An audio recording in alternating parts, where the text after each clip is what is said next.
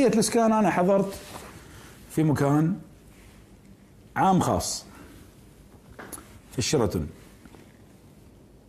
من 7 شهور، كانوا موجودين من عرض الموجودين صبح الملا اللي استغال الحين.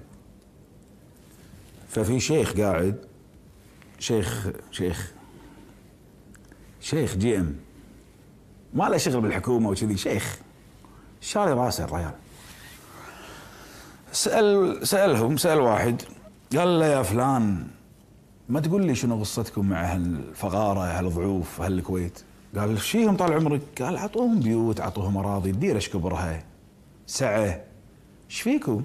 قال لا تدري التعليمات والاجراءات. قال له اقول لك انا فلان لا تقص علي، لا تجنبزني، ماني عضو مجلس امه مقدم لك سؤال، عطني العلم، اطرح العلم قدامي.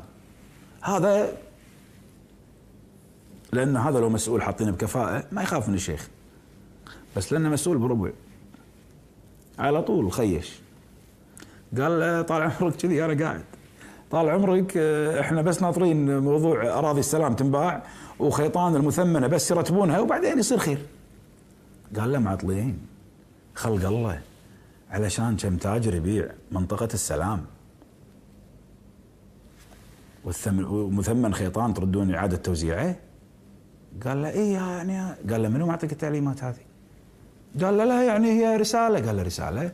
قال له من منو؟ من صاحب السمو؟ قال لا. قال له من سمو العهد؟ قال له لا. قال له من سمو رئيس مجلس وزراء؟ والله انا قاعد يا جماعه. قال له لا. قال له من منه؟ انت بن معينك عبب عينك. وطلعنا نضرب اخماس في اسداس. هذه القضيه انتم مش مهمين بالنسبه لهم.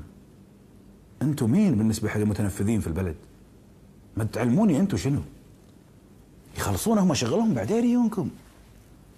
ناطر بيت قاعد ب100 متر مو مهم. التعليم متردي، مدارس مدري ايش مو مهم، هم عيالهم مدارس خاصه متنفذين مو مهم.